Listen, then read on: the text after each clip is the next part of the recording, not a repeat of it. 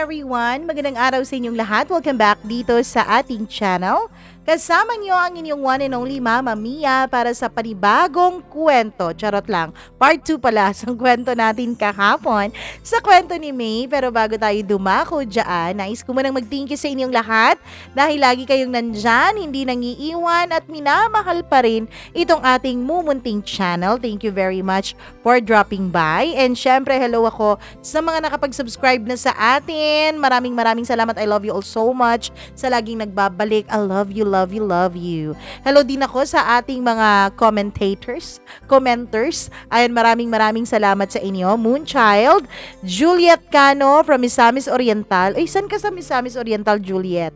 Maraming salamat sa pakikinig. Liza Anobleng, Rose Kalang, Annabel Manib, maraming salamat. Marchi Vlog Vocalig, hello rin kay Charlene Kibenko, maraming thank you. Irving David, maraming salamat. While driving daw, nakikinig siya. Hello rin kay Jaime Rodriguez, hello rin kay Elena Lynn, maraming salamat all the way from Saudi. Hi din kay Criselia Leslie Vito, kay Leticia Amante, maraming salamat. Maricel Mina, Nora Barido Hamandre, Julie Zalagman from Pampanga, maraming salamat. Gail Easy, Key Sharot, Miss Blinku, maraming salamat. Team MNKC na laging nakikinig sa atin while nagwo-work. Thank you very much. Elizabeth Lagunday, Miss Blinko again. Hello ako kay Rosana Crisostomo, Grace Sarmiento, Miriam Gutierrez, Julian Ramilo Lacuacha, maraming salamat. Ma'am Judith McGovern and to her husband, thank you very much. Richel Villapane, Jeanette Tabangkura, maraming salamat from Pangasinan. Hello din kay Kit or Kitten's Love, maraming salamat sa'yo. Christina Season, hello rin kay Adik Sister, kay Remedina V. Baile, ayan, laging abangers sa atin from Singapore, maraming salamat. Wag na nating patagalin, alam kong excited na kayo, kaya eto na ang karugtong sa kwento ni May, dito lamang sa nag-iisa niyong paboritong programa, ang Dear Mama Mia.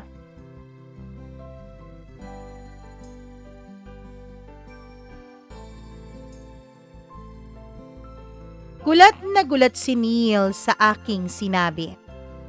Yes, desperada na akong ibigay ang sarili ko sa kanya.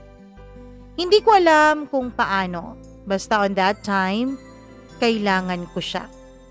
Kailangan ko siya, gusto ko siya, dahil hindi ko kaya na may utang na loob ako sa isang tao. Despite sa aking ugali na walang kaamor-amor about love. His sacrifices na mapatapos ako sa aking pag-aaral, na ma-provide niya lahat ng pangangailangan ko, na laging nandyan siya para sa akin. Gusto kong iparamdam sa kanya na hindi yun worthless for me. Kaya gusto kong ibigay sa kanya ang gusto niya, Mama Mia, para mapatunayan ko ang sarili ko at para makabayad na rin ako sa kanya. Alam ko, wala akong naibabalik na effort and love sa kanyang mga pinakita at pinabigay sa akin. Si Neil ang nagsabi sa akin noon, umuwi na tayo. Huwag mo nang pilitin kung hindi ka pa ready. I can see, Mama Mia, na hindi na niya talaga siguro ako mahal. Kasi iba na ang pakikitungo niya sa akin simula nung nag-practicum ako hanggang sa nakapagtrabaho na nga ako. Sa isip ko noon na baka focus lang talaga siya para sa future naming dalawa. Pero nung nakita ko ang mga pictures nila nung Rochelle, ay dun ko naisip na baka wala na nga talagang pagmamahal sa akin si Neil. Baka napagod na siya sa akin. Tumawag na lang ako ng taxi at nauna akong sumakay. Tapos sinabi ko sa taxi driver kung saan ako magpapahatid. Sumunod naman si Neil at hinawakan niya ang kamay ko habang nagbabiyahe kaming dalawa. Tapos, Mama Mia, biglang tumawag ang isang unknown number sa cellphone niya. Sinagot niya yon. Narinig kong boses ng babae ang nasa kabilang linya. Asan ka na, babe? I miss you. Nag-aantay ako sa'yo dito. Mama Mia, yun ang narinig ko sa babae pero iba ang sinagot ni Neil. Oh, hello Brad. O, tumawag ka na lang ulit. Magme-message ako sa'yo. Nasa biyahe pa ako eh. Napakasinungaling talaga ng lalaking to. Hanggang sa nakarating na nga kami sa isang motel. Pumasok kami sa isang kwarto. Napaka-awkward naming dalawa at napakatahimik na animoy menteryo. Ako ang unang nagsalita. Hindi mo pa sinasagot ang tanong ko kanina sa bus. May nangyayari na ba sa inyo? Nag-text siya sa kanyang cellphone. Pagkatapos tsaka na ako sinagot. Huwag mo nang isipin yon. Ang sabi ko, iuuwi na kita. Sabi niya in a rare, loud voice. Pwede mo namang sabihin sa akin lahat, Neil. Pwede mong sabihin sa akin ang lahat and pwede ka ring pumili. Sa kanya ka ba o dito ka sa akin? Sabi ko na napakamalumanay na boses. I'm sorry. Mama Mia, hindi pa siya tapos magsalita. Doon na time ay naisip ko na talagang wala na nga siguro kaming pag-asa. Tumulo na ang mga luha sa aking mga mata at umiyak na ako ng sobra. Para pong sinasaksak ng paulit-ulit ang puso ko. I can't explain how painful I felt inside. Kasi narinig ko ang salitang I'm sorry. Ibig sabihin, mas pinipili niya ang babaeng yun kesa sa akin. Niyakap ko siya at hinalik-halikan ko siya sa kanyang noo. Grabe ang pagyakap ko sa kanya, kulang na lang ay hindi kami makahingang dalawa. I cried when he told me na matagal na raw silang dalawa. Bago pa raw yung exam ko. Nung nasa police station pala ako at nag-text sa kanya tumatawag, ay magkasama pala silang dalawa. So that time, na nandun ako sa moment na sinubukan akong pagsamantalahan nung taxi driver na nang hold up sa akin, ay kasama pala niya ang babae niya. Grabe ang iyak ko nun, Mama Mia. Halos bumagsak ang katawan ko sa sobrang sakit at pagod na sabay kong naramdaman. That was the most painful thing that I've ever felt in my life. Parang gusto ko na lang ng kutsilyo tapos isasaksak ko na lang sa dibdib ko sa sobrang sakit na nararamdaman ko. Habang pumipikit-pikit ako noon sa aking pag-iyak ay bumabalik sa balintataw ko ang lola ko.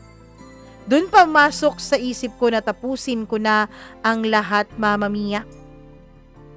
Hinalikan ko siya, yung halik na napakalalim. Ako mismo ang naghubad sa suot niyang t-shirt. He fell on that kiss. We kissed na para bang wala ng bukas. Yung kamay niya ay naglalakbay na sa buong kong katawan. Hinawakan na niya ako sa kung saan-saan. Hinalikan niya ako sa leeg ko hanggang sa hinubad na rin niya ang suot ko. Nagaganap ang lahat ng yun habang umiiyak pa rin ako. It was so tempting and passionate. God, I love this man so much, but I have to let go. Lumalalim ng lumalalim ang nangyayari sa aming dalawa. Tinanggal niya ang pagkakabuhol ng bra ko at hinalikan niya ang mga chocolate heels ko. Nababaliw na ako noon sa samut-saring sensasyon na bumabalot sa katawan ko. While he was kissing me, I felt so lost and I given. He's the one who drove me crazy that night. Mama Mia, hinalikan niya bawat bahagi ng katawan ko at ako naman ay ungol lamang ng ungol. Doon ay napagtanto kong talagang eksperensyado na si Neil pagdating sa bagay na to. Alam na alam niya ang ginagawa niya. We kissed and we kissed hanggang sa naramdaman kong napag-isa na niya ang mga katawan naming dalawa. Umiyak ako dahil masakit yon. At umiyak ako dahil yun na ang pamamaalam ko sa kanya. We had a very hot night. A night that I will never forget. A night that will be my last. Umiyak ako, Mama Mia, habang nasa gitna pa kami ng pagtatalik naming dalawa. Naisip ko kasi kung gaano ko siya kamahal, pero hindi ko magawang ipakita noon sa paraang gusto niya. I desired him, pero hindi ako showy. Nakatulog kaming dalawa. Ilang saglit pa ay nagising ako samantalang siya ay tulog na tulog pa. I packed my things and that was my goodbye. Matapos ang napaka-passionate na gabing yun ay nag-iba ako ng number. In-unfriend ko rin siya sa Facebook at nag-change ako ng panibagong boarding house. Nagpalit rin ako ng trabaho. Ginawa ko ang lahat ng yun dahil kailangan ko siyang maiwasan.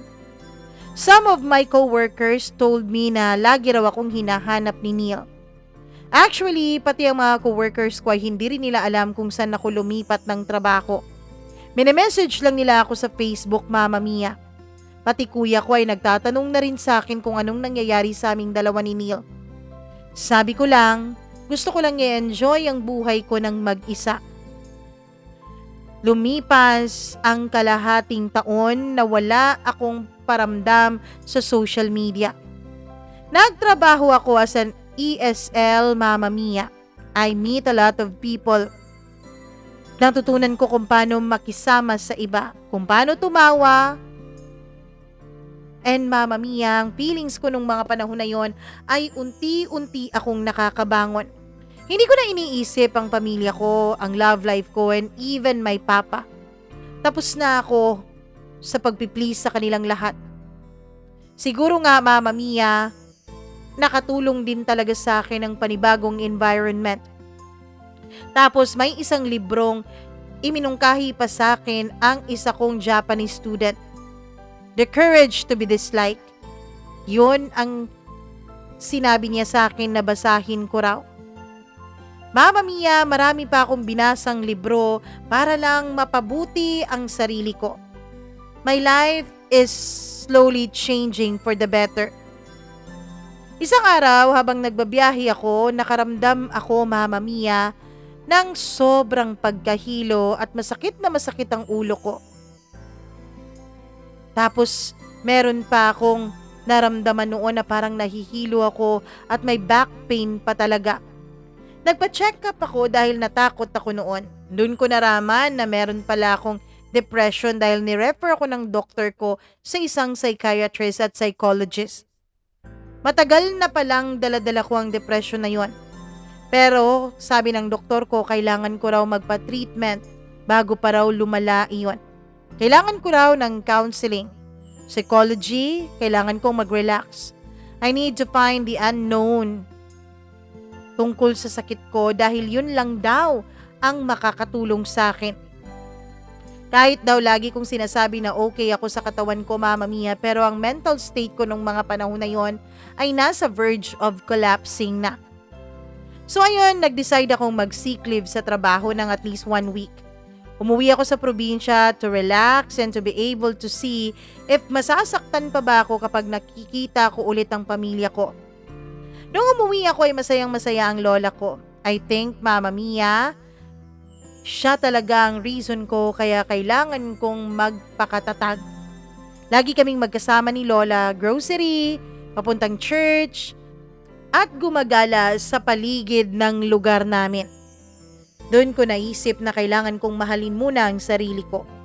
I need to heal my wounds. Kailangan kong harapin ang galit ko para sa pamilya ko at kailangan ko ring kalimutan yon. 2 days bago ako bumalik sa trabaho ay nakita kami ng pinsan ni Neil. I found out na hindi na pala sumakay ulit ng barko si Neil. Hinahanap daw ako ng parents niya. That night ay tinawagan ako ng kapatid ni Neil dahil binigay ko ang cellphone number ko sa pinsan ni Neil dahil magkaibigan naman kami nun. I found out, Mama Mia, na may sakit pala si Neil. Lagi raw sumasakit ang tiyan niya at pabalik siya sa ospital. Lagi daw niya akong hinahanap. I feel so sorry for him. Hello, si Ate May po ba ito? Tanong ng kapatid ni Neil. Yes, sino to? Ate, kapatid po ako ni Kuya Neil. Sabi niya at sinabi niya sa akin ang nangyari sa kuya niya. Saang ospital siya dinala? Sinabi niya sa akin ng ospital, Mama Mia. Kaya nung Sabado ay pumunta ako doon. Takot pa rin ako dahil pakiramdam ko ay nagbalik lahat ng sakit ng nararamdaman ko dahil kay Neil. Pero kailangan kong gawin yon. Kailangan kong magpakita sa kanya hindi lang para sa pamilya niya, kundi para na rin mapanatag ang loob ko. Mama Mia, ang family ni Neil ay hindi po sila mayaman. Yung mama niya ay housewife. 7 silang magkakapatid at yung papa naman niya ay nagtatrabaho bilang driver sa isang sikat na shipping line. Naawa ako sa kaniyang kapatid na panganay, Mama Mia, dahil lahat na lang ng gastusin sa kanilang bahay ay nasa kaniya. Dahil nung nagtatrabaho si Neil ay mas priority niya ang pag-aaral ko. Pumasok ako sa kwarto na sinabi ng kapatid niya and there I saw him. Ang payat-payat na niya at namumutla. Nakikita ako sa mga mata niya ang sakit ng pinagdadaanan niya. Nakita ko ang mama niya sa kanyang tabi. Magandang gabi po. Tumingin sa akin si Neil habang nakahiga. Ikaw ba si May? Tanong ng mama niya sa akin. Nakita ko, Mama Mia, na medyo maldita ang mama niya. Yes ma'am, ako po si May. Tagasan ka? Sinabi ko sa kanya ang lahat. Pagkatapos nun ay umalis ang mama ni Neil at iniwan kaming dalawa sa loob ng kwartong yon. Kumusta ka na?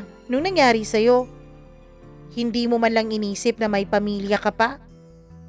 This is the first time na nasabi ko sa kanya kung ano talaga ang nasa isip ko. Ikaw, kumusta ka na? Saan ka galing? Alam mo ba, para akong baliw na naghahanap sa'yo sa mga kakilala ko. Kung saan-saan na lang kita hinahanap. Kahit yung kuya mo, yung lola mo, yung mga co-workers mo, tinanong ko na. Pero lahat sila hindi alam kung nasan ka. Linak mo rin ako. Wala akong number mo. Ano nangyari sa ating dalawa? Sana hindi ka na lang pumunta dito. Bakit nagpakita ka pa sa akin? Actually, Neil, hindi sana talaga ako pupunta dito. Pero tinatawagan ako ng kapatid mo. Alam mo ba kung gaano kanila pinahalagahan at gaano kanila kamahal? Bakit ka ganyan? Bakit pinapabayaan mo ang sarili mo? Oo, ganito ako.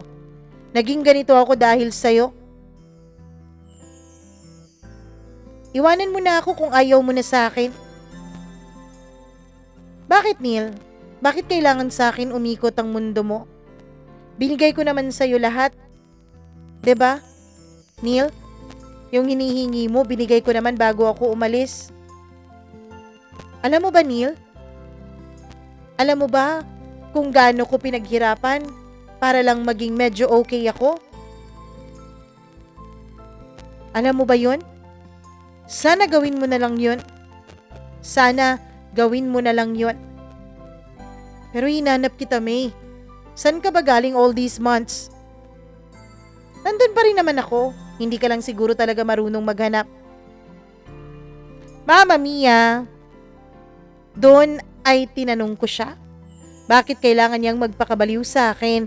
Nung huli kaming magkita ay halatang halata ko sa kanya na mahal niya si Rochelle. Bakit ka ba talaga nagkakaganyan? Dahil ba talaga sa akin o dahil kay Rochelle? Doon, Mama Mia, doon niya inamin sa akin na napag-alaman niyang nabuntis pala ng iba si Rochelle. Tapos ang gusto niya raw sana ay panagutan ang mga nangyari sa aming dalawa. Inamin niya rin sa akin na oo, may nangyayari sa kanila ni Rochelle pero 3 beses lang na may nangyari sa kanila. Sabi niya ay imposible daw siya ang ama ng dinadala ni Rochelle. Dahil 5 months na raw yung tiyan ni Rochelle, 3 buwan pa lang mula nung umpisang may nangyari sa kanila. Doon niya raw napagtanto na ako daw talaga ang mahal niya, Mama Mia. Talagang naghanap lang siya ng atensyon at pagmamahal na hindi ko na ibigay raw sa kanya. Wala ka bang planong bumalik sa trabaho, Neil? O umalis man lang ng bansa? Wala ka na ba talagang pangarap? Ikaw ang pangarap ko, May. Ikaw ang rason kung bakit ako nagsusumikap noon pero iniwanan mo ako without a word. Ang pinakamasakit pa ay pinagtaguan mo ako.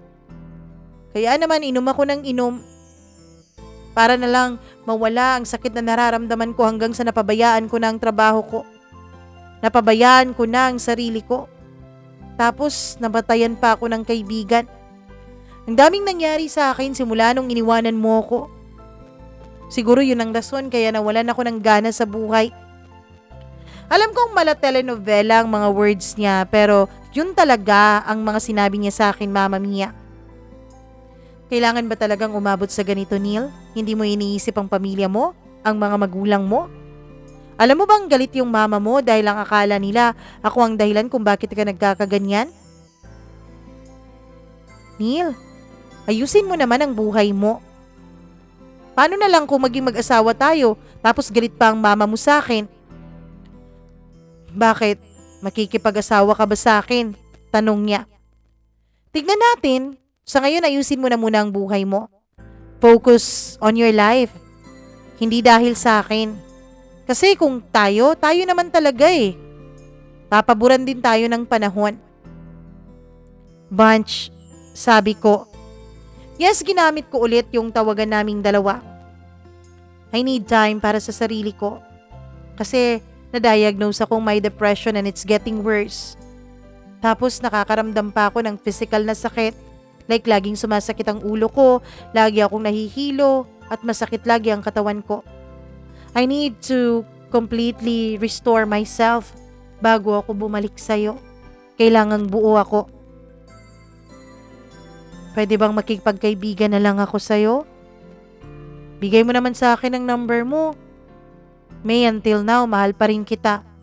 Pasensya sa lahat ng sakit na naidulot ko sa'yo. I hope magiging okay ka. At magsusumikap ako na maging okay din ako. Oo naman, ibibigay ko sa'yo number ko. Mahal pa rin naman kita, Neil. Pero alam ko na mas kailangan kong mahalin muna ang sarili ko. Mahal kita. Hindi lang dahil sinuportahan mo ko dati. Hindi lang dahil kailangan kita. Pero kailangan ko rin munang ayusin ang sarili ko. Alam mo, nagbago ka na talaga, May.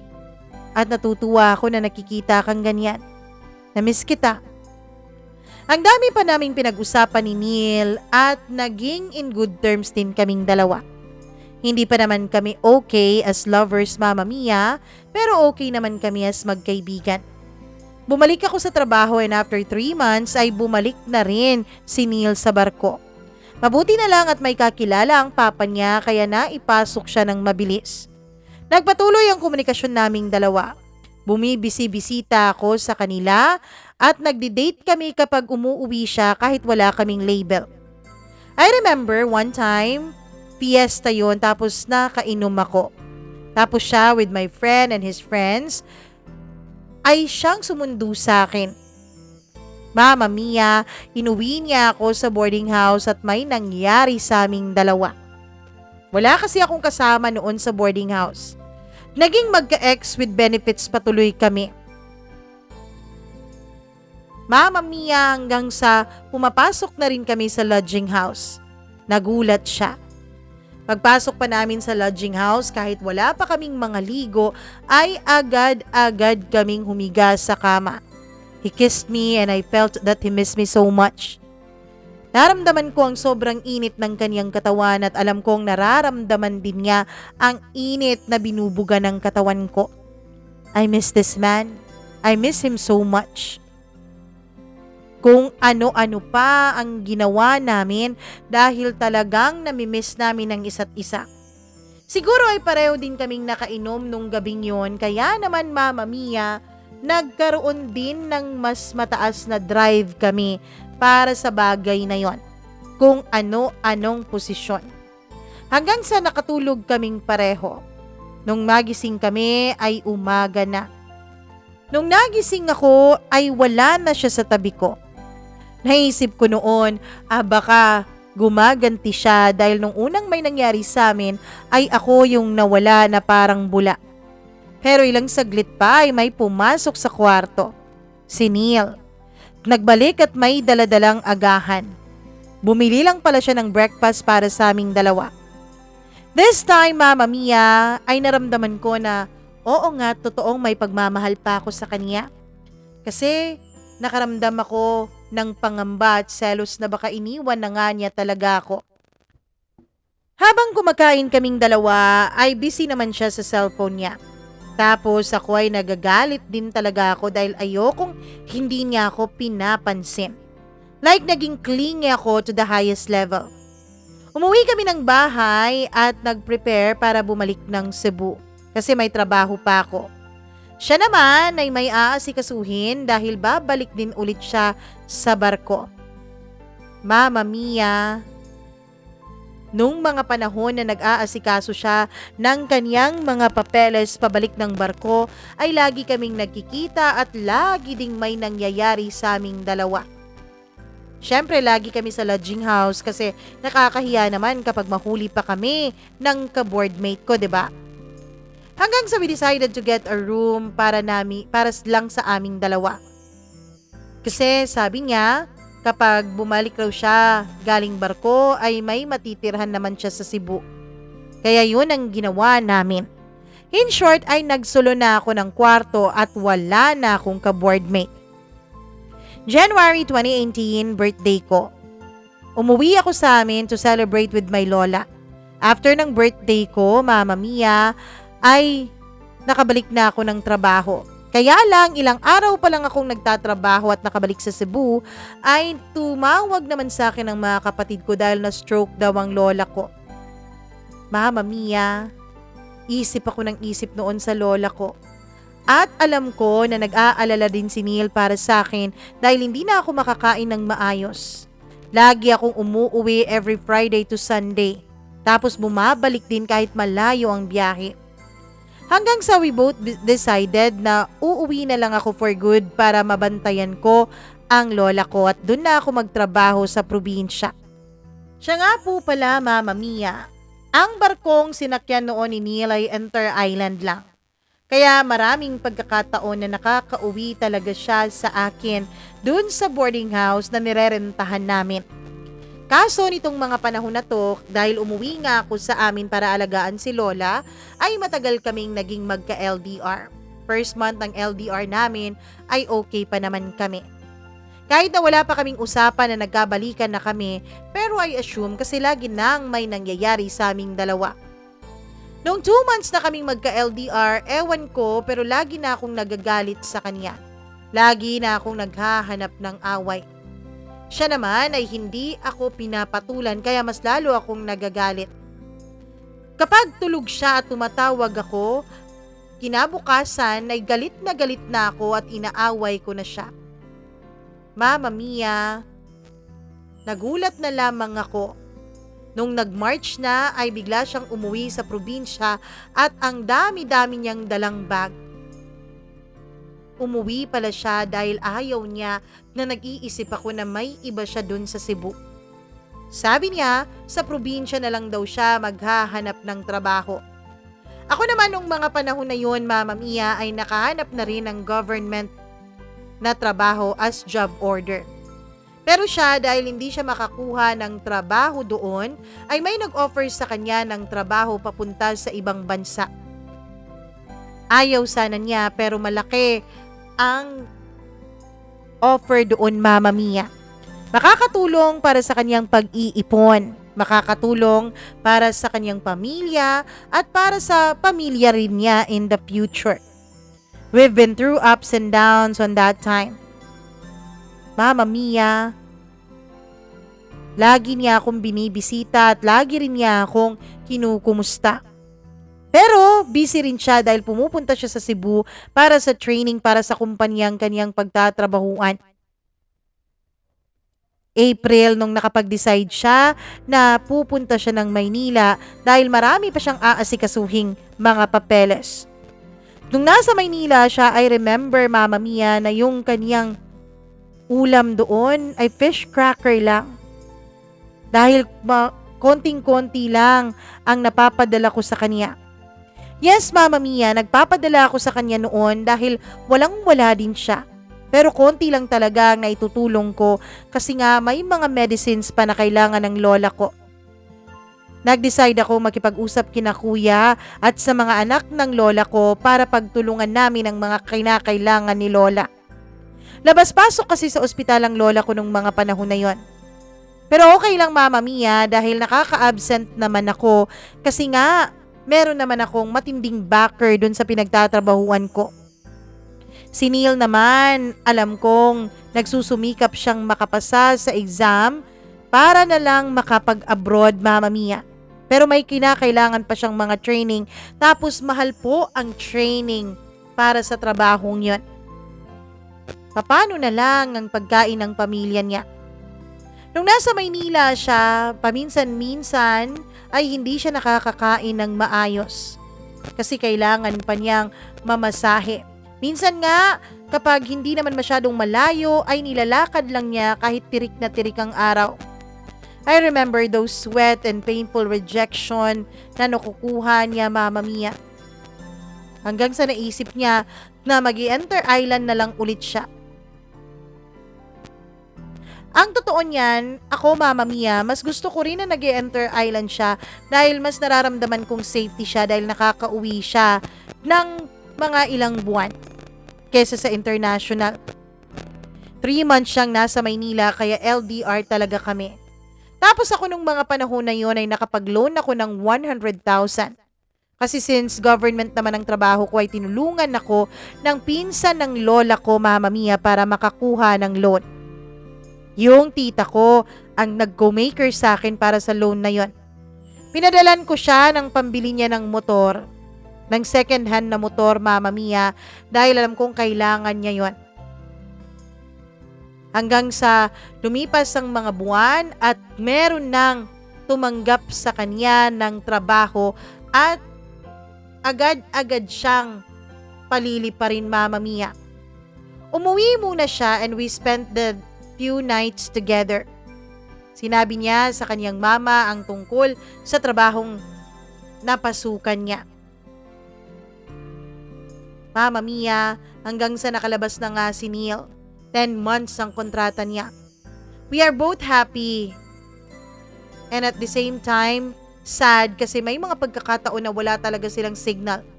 It was so hard at first pero lagi na lang naming iniisip, Mama Mia, na para yun sa pamilya ni Neil. Iniisip ko kasi, Mama Mia, na kailangang makabalik si Neil at maibalik yung kumpiyansa niya sa kanyang sarili. Iniisip ko na ibabalik ko sa kanya ang suportang binigay niya sa akin noong ako ay nag-aaral pa. Kapag naman may mga pagkakataon na may signals siya at wala siyang pasok, ay nagkakatawagan kami at syempre, nagpaparaos din kami through phone. Habang siya ay nagtatrabaho sa gitna ng karagatan, Mama Mia, ay maraming nangyayari sa buhay ko. Habang binabantayan ko ang lola ko at nagtatrabaho ako. Pero sa kabila ng mga temptation, Mama Mia, ay hindi talaga ako nagpadala. Iniisip ko ang future namin ni Neil. Natapos ang 10 buwan niyang kontrata at umuwi siya ng Pilipinas. Siyempre, nag-check-in kami sa isang hotel dahil miss na miss namin ang isa't isa. Laging may nangyayari sa aming dalawa. Hanggang sa 3rd day na may nangyari sa amin, ay natulog agad si Neil. Siguro pagod na pagod siya, Mama Mia. Pagod na pagod siya nung mga panahon na yon. Pero habang tulog siya, Mama Mia, ay may biglang nag-text sa kanya. Tinignan ko yung cellphone niya. Nakita kong kasamahan niya lang yon sa trabaho. Kaya naman, i-exit ko na sana pero may nagsasabi sa akin na tignan ko pa ang ibang mga mensahe. Hanggang sa may nakita ako.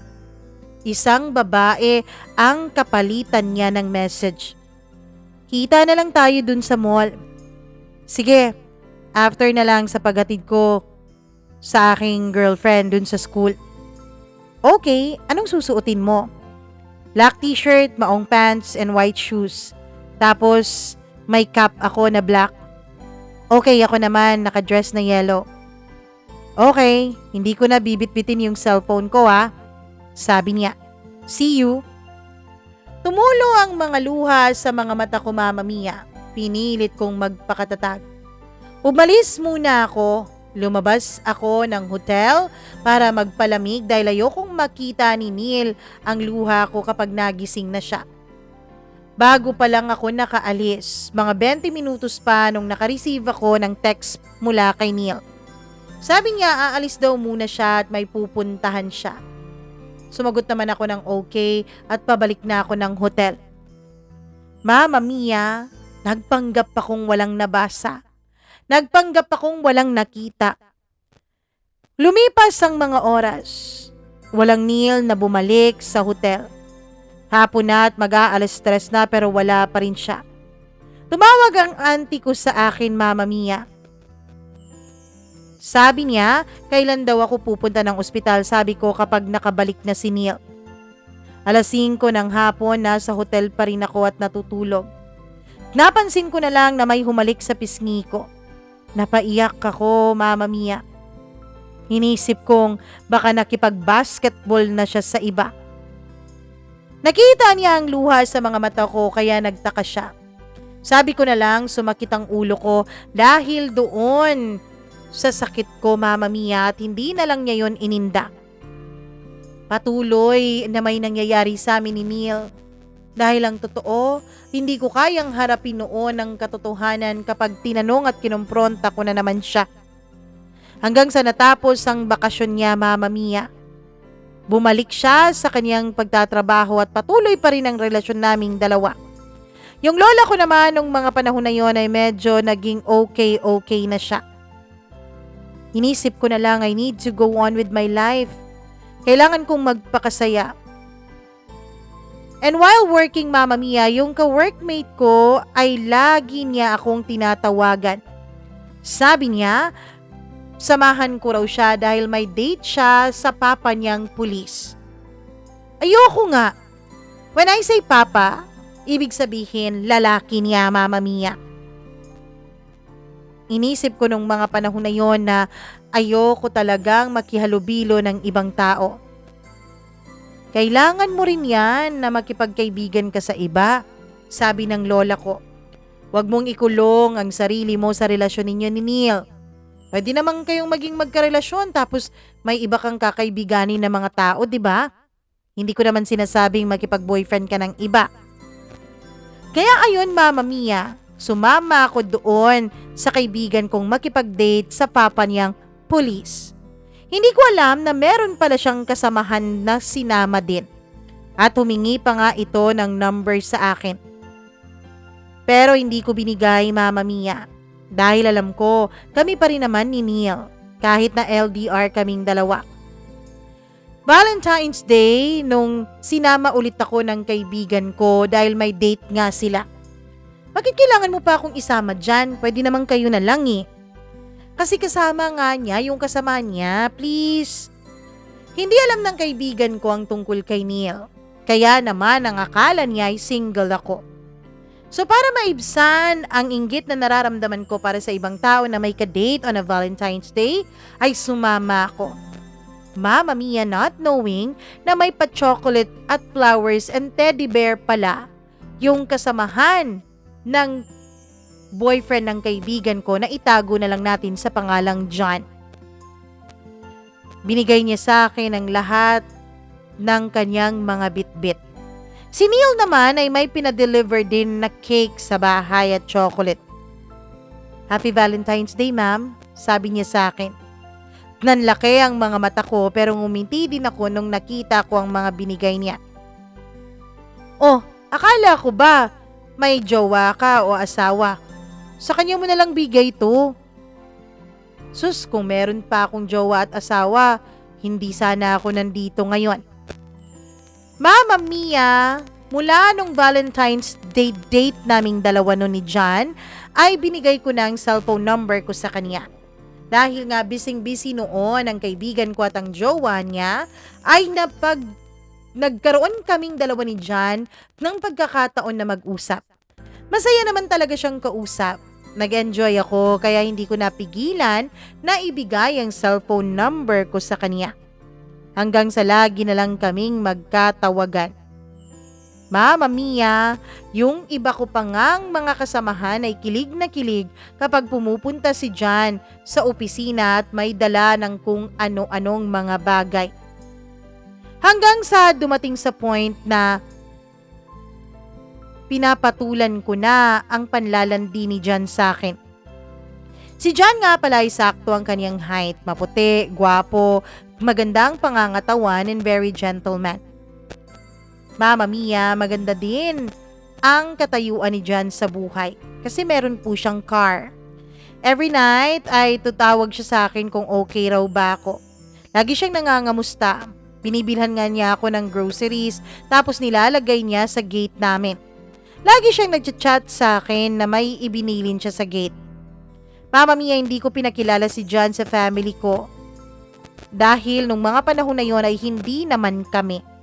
Sinearch ko ang pangalan niya sa Facebook tapos wala naman akong makitang pictures o even photos niya with some girl.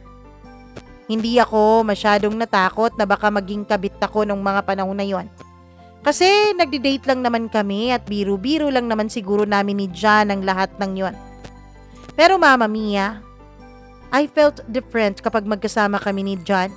Kasi kahit everyday busy siya sa trabaho niya, lagi siyang nangangamusta sa akin. And kapag nauubusan ako ng oxygen para kay Lola, ay lagi siyang humahanap ng paraan para mabilhan ako. Nung mga panahon kasi na yun, Mama Mia, ay nag-uumpisa na rin ng COVID.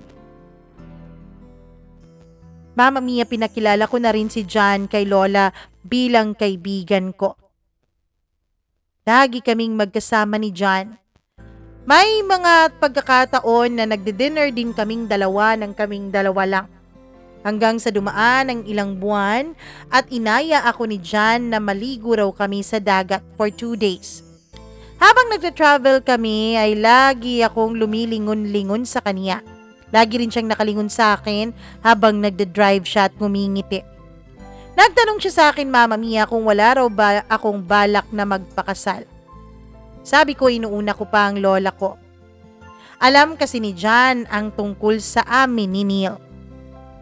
Hanggang sa tumawag si Neil, Mama Mia, kaya itinigil na muna niya ang sasakyan at lumabas siya at ako na lang ang naiwan sa loob at sinagot ko ang tawag ni Neil.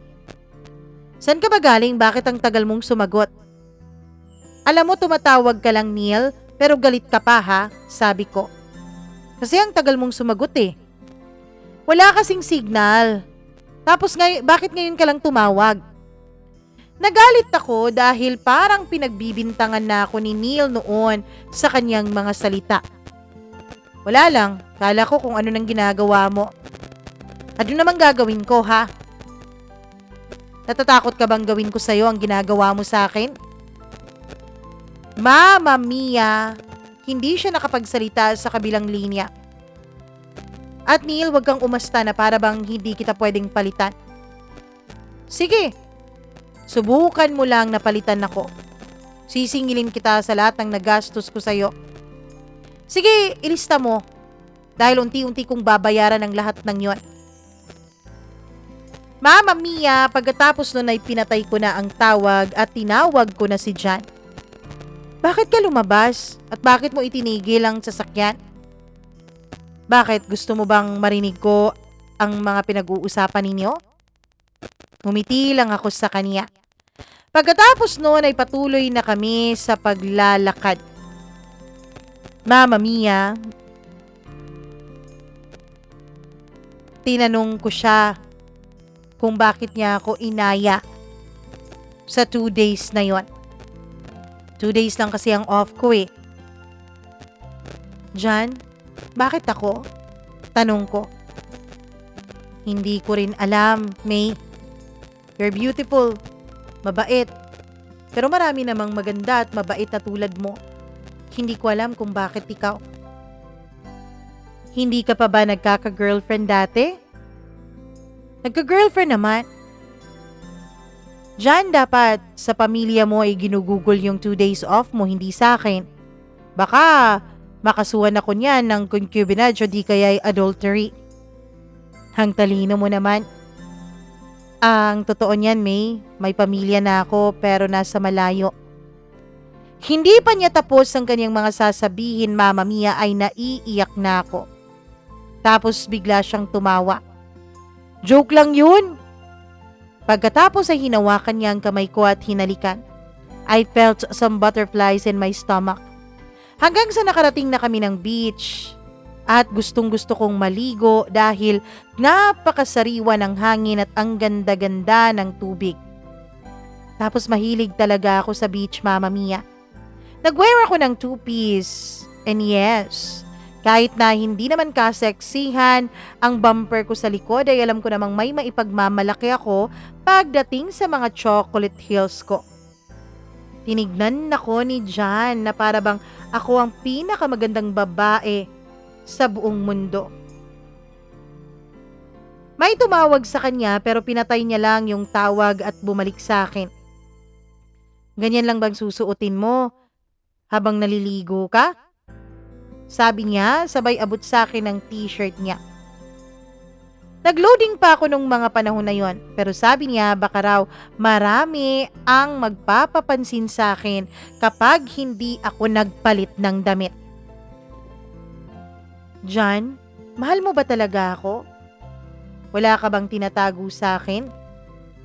Tanong niya sa akin nung matapos na kaming maligo at nasa kwarto na kami nang nirerentahan naming dalawa. Mahal kita, May. Hindi mo ba alam yon? Mama Mia, hindi niya raw alam kung bakit niya ako mahal. Dahil sa sinabi niyang yun ay kinilig ako ng sobra. Pagkatapos noon ay hinalikan niya ako and I kissed him back. Naramdaman ko ang init ng kanyang katawan at nakaramdam din naman ako ng takot. Halo-halo ang nararamdaman ko noon.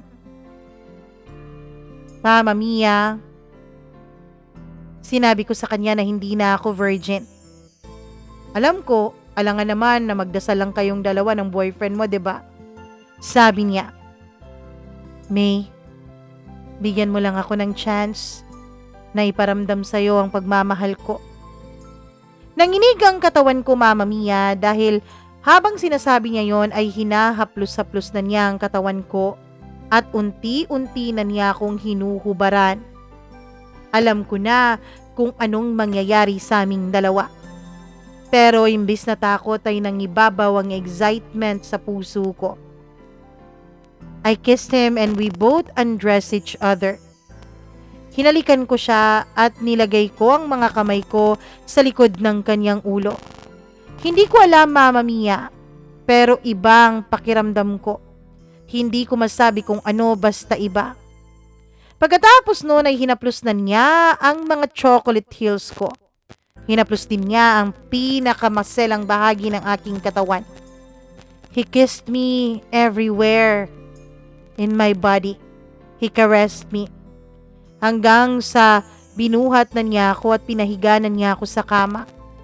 Pagkatapos noon ay pinaramdam niya sa akin ang kanyang pagmamahal. Ako naman ay walang ibang ginawa kundi umungol lamang ng umungol na para bang pinasukan ako ng ibang espiritu nung mga panahon na yon. Hindi ko na naisip si Neil at ang sitwasyon namin ni John. Ang naisip ko na lang noon ay ang sarap na pinaparamdam niya sa akin. Mama Mia, hanggang sa nakarating kami sa rurok ng kaligayahan. Oo, tuluyang may nangyari sa amin. Nung nagising ako kinabukasan ay may dala na siyang breakfast para sa akin. Ang totoo niyan ay ginising na nga niya ako para mag-breakfast kaming dalawa. Love, gising ka na. Kain na tayong dalawa. Nahiya pa ako dahil hubad pa ako nung mga panahon na yon habang kumakain kami. O baka gusto mo, ikaw na ang gawin kong breakfast, sabi niya. Magbibihis muna ako. Bakit? Basta. Mama Mia, naging kami ni John at kami pa rin ni Neil. I know kung anong iniisip ninyo. It's either dapat pumili ako kung si Neil ba or si John. Maybe maraming nagsasabi na malandi akong babae o may iniisip kayong masama tungkol sa akin pero okay lang sa akin yon. It's my journey and hindi ko alam noong mga panahon na yon kung sino talagang mahal ko sa kanilang dalawa dahil pareho akong nakakaramdam ng pagmamahal sa kanila. Si John, kahit hindi kami mag-asawa, ay pinoprovide niya sa akin ang lahat-lahat. Noong dumating nga ang COVID, kahit busy-busy siya, Mama Mia, at nawalan ako ng trabaho at sobrang down ng pamilya ko dahil nawalan nga ako ng trabaho, and even yung business ng kuya ko at yung business ng tita ko ay nagsara. Si Neil naman ay binibigyan din niya ako ng alote dahil alam niyang wala akong trabaho. Si John, Mama Mia, binibigyan niya kami ng mga groceries. Every night, nilalagay niya ang mga groceries sa labas ng bahay namin dahil bawal nga siyang pumasok kasi lagi po siyang nasa kanyang trabaho at nung mga panahon na yun ay exposed siya sa virus. May mga vitamins din siyang binibigay sa amin.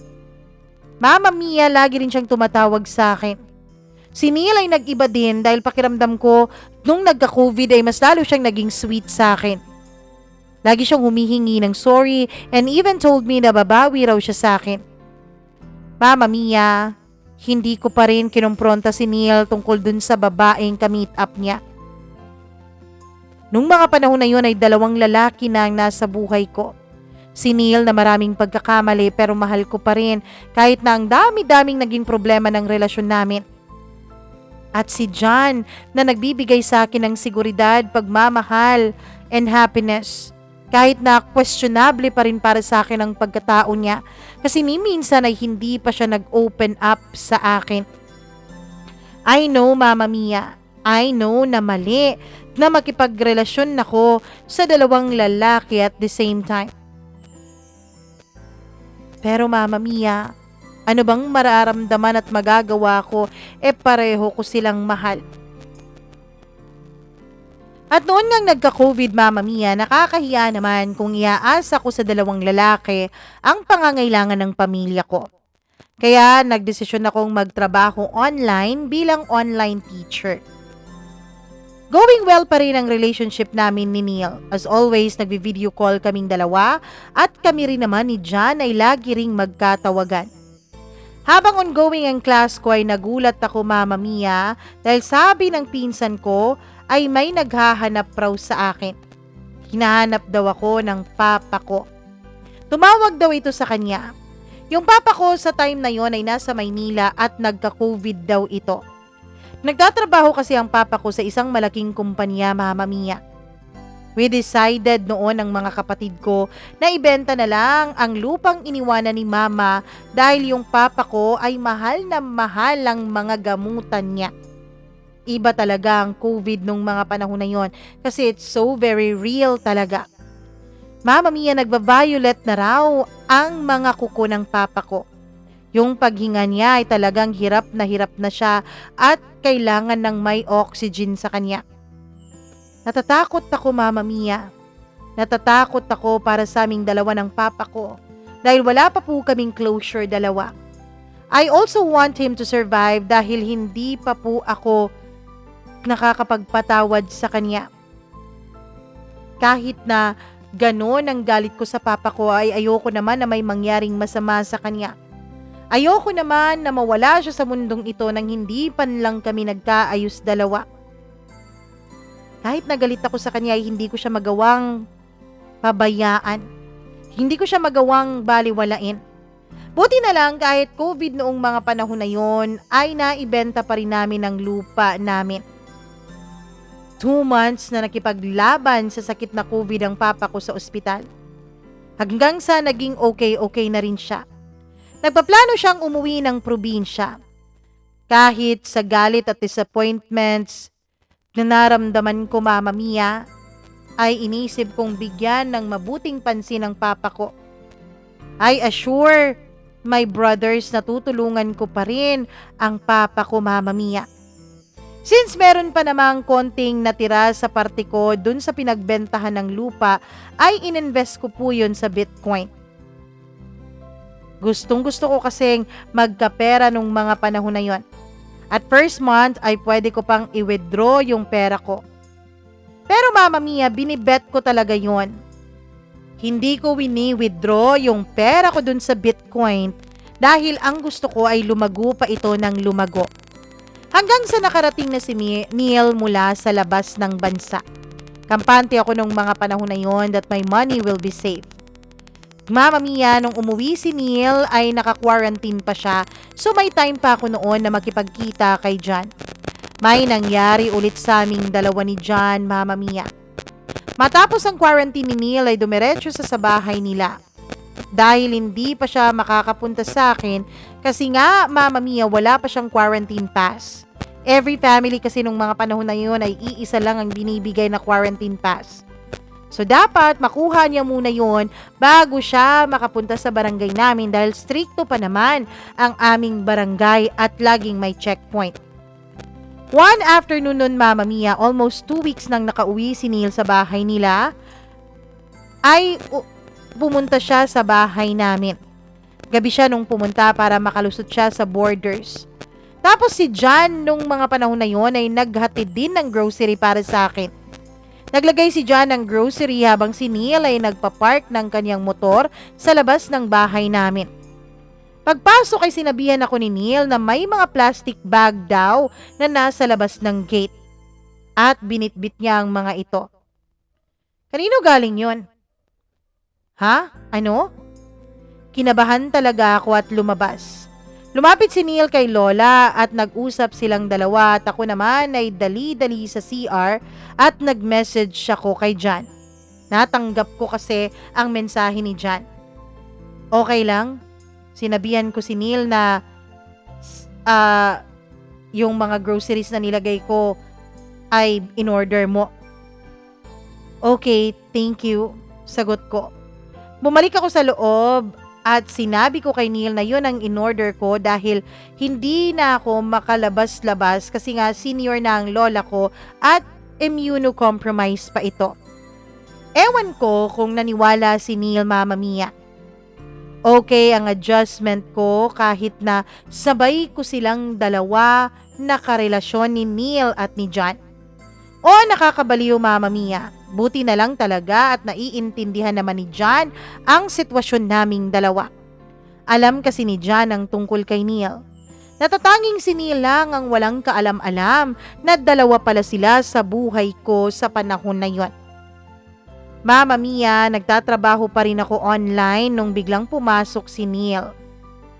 May isinulat siya at pinabasa niya sa akin na i-cancel ko na lang daw muna ang klase ko dahil may emergency.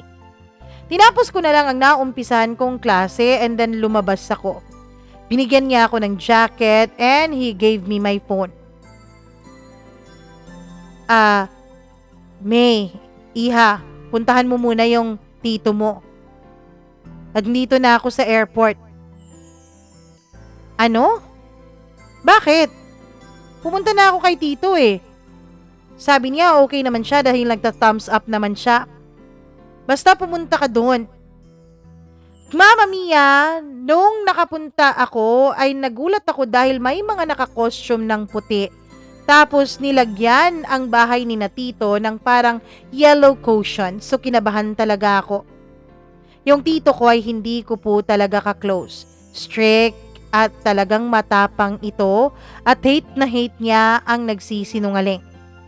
Pero ang tito ko rin nung mga bata pa ako, mama mia, ang naaalala kong bumibili ng mga gamit ko na para sa akin lalo na kapag galing ito sa pag-abroad. Hindi kasi ako binibilhan ng papa ko, 'di ba? Gaya nung sinabi ko ng first part ng letter na ito. Mama mia, nalaman ko na lang na nagka-COVID pala ang tito ko. Tapos yung mga anak niya ay hindi pwedeng makalabas dahil na-expose ang mga ito. Si tito naman dahil immunocompromised din ay pinapunta siya sa ospital.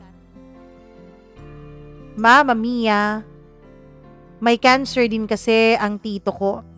Kaya naman kailangan niya talaga na maobserbahan sa ospital. Noong mga panahon na yun, ay hindi ko na alam kung papaano ko ba pagkakasyahin ang pera ko. Kasi kailangan ko ring tumulong sa mga pamilya ng tito ko.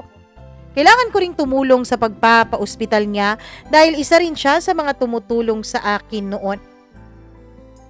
Tapos hindi ko pa magawang sabihin sa lola ko ang totoong nangyari kay Tito. Kasi nga Mama Mia, natatakot ako na baka may mangyari din kay lola. Anak kasi niya ang titong pinag-uusapan namin. Pero bago ko pa man maipaalam kay lola na na-ospital si Tito, ay tumawag na sa akin ng ospital. Namatay na raw si Tito at kailangan daw agad-agad itong i-cremate. Hindi ko pa alam noon ang sasabihin ko nung biglang tumawag si lola. May, saan ka ba nagpunta, apo? Pumunta dito ang tito mo sa bahay. Hinahanap ka. Mama Mia, nanayo ang mga balahibo ko at umiiyak. Bakit ka umiiyak, ha? Neil? Andyan ba si Neil, iha? Magpahatid ka na dito sa bahay. Sige na. La, mahal na mahal kita. Pero sana kahit anong malaman mo, ha? Sana naman magpakatatag ka la. Sana naman wag kang sumuko sa buhay. Nakalimutan ko na kung paano ko nasabi sa lola ko, Mama Mia, ang nangyari kay Tito. Narinig ko na lang na umiyak ng malakas si lola, tinatanong kung bakit ang anak pa raw niya. Bakit siya pang maglilibing ng kanyang anak? Mama Mia, nung mga panahon na yun, ay iyak ako ng iyak. Umuwi din ako agad dahil alam kong umiiyak si lola. Alam niyo kung bakit ko sinabi kay lola ang katotohanan? Dahil alam kong galit na galit ang lola ko sa mga sinungaling. Pareho sila ng tito ko. Kaya ayokong madagdagan pa ang nararamdaman ng lola ko, kaya inamin ko na sa kanya. Mama Mia, nailibing namin ng tito ko matapos ang cremation niya. Quinarantine din kami sa bahay. Si Neil, Mama Mia, ay hindi quinarantine dahil hindi ko naman siya sinama doon nang bimisita kami sa bahay ni Tito. Dahil sa nangyari, Mama Mia, hindi na kami nagkaroon pa ng pagkakataon ni Neil na magsama ng matagal dahil 2 buwan lang ang lumipas ay kailangan nang bumalik ni Neil sa kanyang trabaho. Nasa Maynila siya nang tumawag siya sa akin at umiiyak dahil sabi niya bumagsak raw siya sa medical. Hindi dahil sa COVID kundi dahil sa ibang bagay. Nag-decide siya na kailangan niyang magpa-surgery pero magastos yon. Actually, meron naman akong konting savings, Mama Mia. Tapos 'di ba may ininvest akong Bitcoin? Nagplan ako na aalis ako papuntang Maynila. Kasi hindi makakapunta doon ang pamilya ni Neil dahil natatakot ang mga ito na samahan si Neil sa surgery niya. Kaya ako ang naglakas loob, Mama Mia, pero bago ako umalis papuntang Maynila ay nag-spend time muna ako with John. Ang dami-dami kong naiisip nung mga panahon na yon. Kung paano kaya kung hahayaan ko na lang si Neil? Kasi okay naman na ako kay John. Pero Mama Mia, si John ang nagsabi sa akin na kailangan ako ni Neil at hindi ko siya dapat pabayaan dahil na rin sa mga sakripisyong ginawa nito para sa akin. Oh, malalim na naman ang iniisip mo, love, sabi ni John habang magkasama kami. I smiled at tinanong ko kung seryoso ba talaga siya sa akin. Ano na naman ba yan, love? Naiintindihan ko na kailangan mong pumunta sa kanya.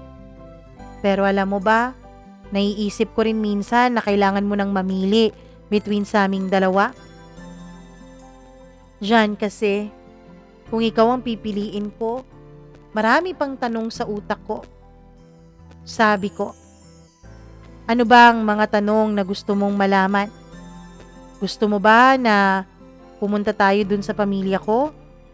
O gusto mo ba na malaman kung ano ang nakaraan ko? Marami akong gustong malaman tungkol sa iyo, John. Gusto kong malaman ang lahat-lahat. Sinabi ko naman sa iyo na lahat, 'di ba? Sinabi ko naman na ikaw ang gusto ko. Ano pa bang gusto mong malaman? Jan, alam kong meron ka pang itinatago sa akin. Alam kong may hindi ka pa sinasabi. At gusto kong malaman ang lahat ng yon. Gusto kong malaman ang lahat-lahat tungkol sa'yo. Okay, fine. Mama Mia, pagkasabi niya noon ay huminga siya ng malalim at tumingin sa malayo. Ilang paghinga pa ng malalim bago siya nag-umpisang magsalita. Love, ang totoo niyan ay may 2 na akong anak at meron na akong asawa. Parang nabingi ako nung narinig ko yun, Mama Mia. Ang dami-dami niyang sinabi pero isa lang ang pumasok sa utak at sa isip ko. Meron siyang 2 anak at meron na siyang asawa. Ang dami pa niyang sinabi sa akin, Mama Mia. Pero wala na akong naintindihan. Nawala ako sa isipan ko. Nag-zone out ako nung mga panahon na yon. Ang mga luha ko ay unti-unti nang tumutulo sa mga mata ko.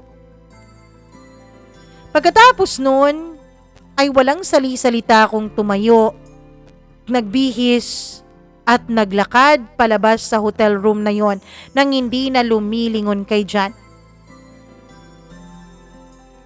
Hindi ko siya tinext. Hindi ko siya tinawagan, Mama Mia. Nag-book agad ako ng flight papuntang Maynila. Pumunta agad ako ng Maynila at habang nasa ospital ako ay nag-aantay lamang kami ng date ng surgery ni Neil. Pero tawag ng tawag si Jan sa akin. Hindi ako nakipag-usap sa kanya, Mama Mia. Hindi ako nakipag-usap dahil sobrang nasaktan talaga ako. Gabi-gabi, kapag hindi nakatingin si Neil, kapag tulog siya, ay umiiyak ako ng sobra-sobra dahil sa nararamdaman kong pangungulila kay Jan. At sa nararamdaman kong sobrang sakit dahil sa mga nalaman ko tungkol sa kanyang tunay na pagkatao. At dun ko na-realize na mas mahal ko na pala si Jan kesa kay Neil. Mas nangingibabaw na ang pagmamahal ko kay Jan kesa sa naging pagmamahal ko kay Neil. At hindi ko na alam, Mama Mia, kung ano pa ang gagawin ko. Paano ko papipiliin si Jan alam kong ginawa niya akong kabit? At paano ko papipiliin si Neil alam kong hindi ko siya masyadong mahal?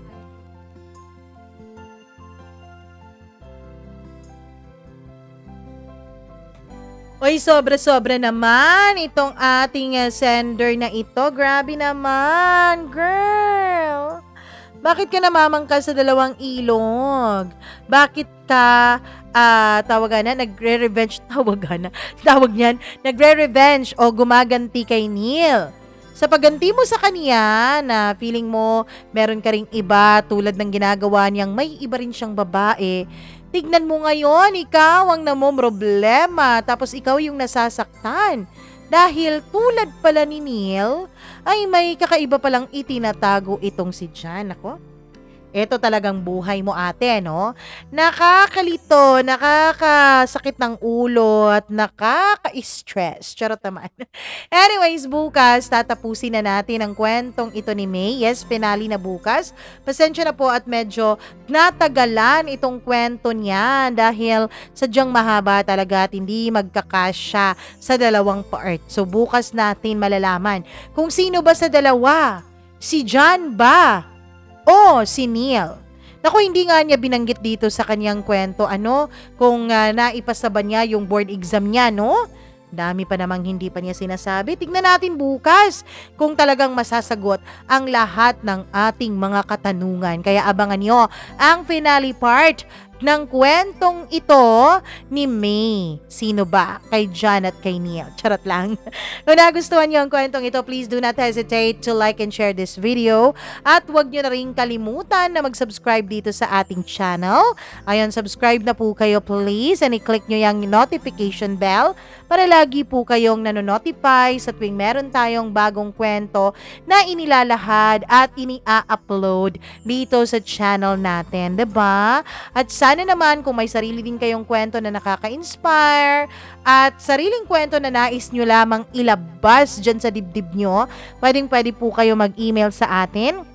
Email lamang po kayo sa mamamiacdo0317@gmail.com at syempre, kung hindi kayo makapag-email dyan, ako mag-PM kayo sa atin sa ating mga iba pang social media accounts, Mama Mia CDO. Paki-follow na lang din, okay? And maraming salamat po sa inyong walang sawang pagmamahal at walang sawang pagsuporta. Hanggang bukas po ulit, ako ang nag-iisa ninyong Mama Mia dito sa paborito nyong programa, ang Dear Mama Mia. Magandang araw sa inyong lahat at mag-enjoy po tayo sa araw natin na ito. Bye-bye!